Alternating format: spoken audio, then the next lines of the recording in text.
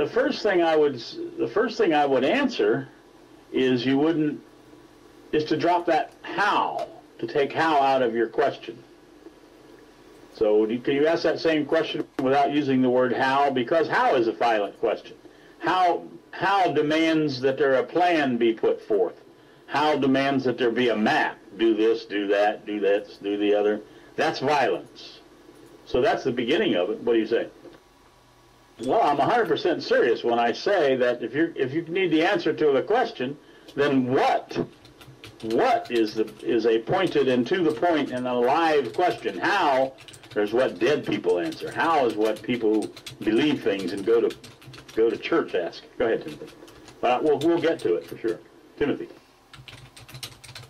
All right. What do I, or possibly we, need to do, or possibly not do, in order to reduce, or possibly eliminate, violence? That's the simplest question I can come up with. Can you simplify that, Timothy? Well, to both questions, actually, it means to say that we need to become that which we are. It sounds like the simplest thing you can do because you already are what you are. But it isn't. It's the most difficult thing you can ever do because it means you must be, if you're a bitch, it means you must become the bitch. And even I need to get rid of the word must in there. So number one would be become that which we are. A particular distinction that I draw. There's a distinction between being something and labeling something. So if it is that you are a bitch, if it is that we are, that I am Hondo, a man or a woman, or whatever those things are, if it is that we are those things, then it's not a label. It's only a label when we call somebody a name.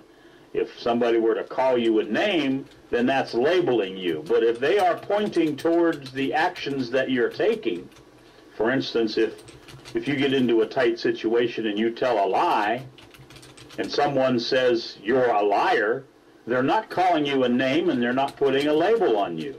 They are pointing towards the actual actions that you're taking. However, it takes an alive mind that deals in distinctions in order to see the distinction between a judgment or an opinion and a distinction, meaning the truth, speaking the truth. Go ahead, Timothy.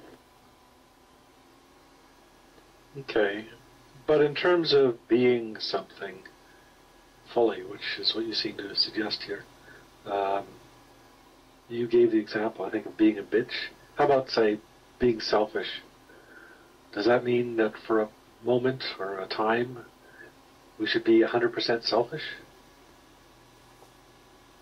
Exactly, Timothy. If it comes to a place, if you happen to meet a good friend, someone who really cares for you, and they say to you, do you realize, welcome back, Catherine, they say to you, Timothy Campbell, do you realize you're greedy?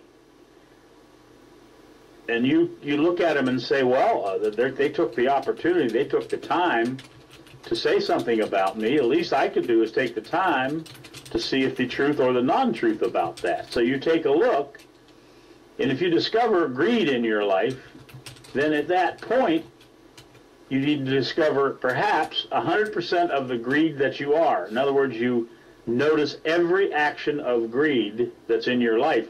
And if you notice it, you'll find out that every action in your life is greed. That's how bad it is. So that's why I say the whole contextual action of my life and this room is based on that. That's why I say there's 6.5 billion robots on planet Earth, because that is a quantum movement. That is the entire conglomeration of jealous, anger, greed, get even, all of the feelings, if you will, that a robot has. They're all combined in that statement, you are a robot.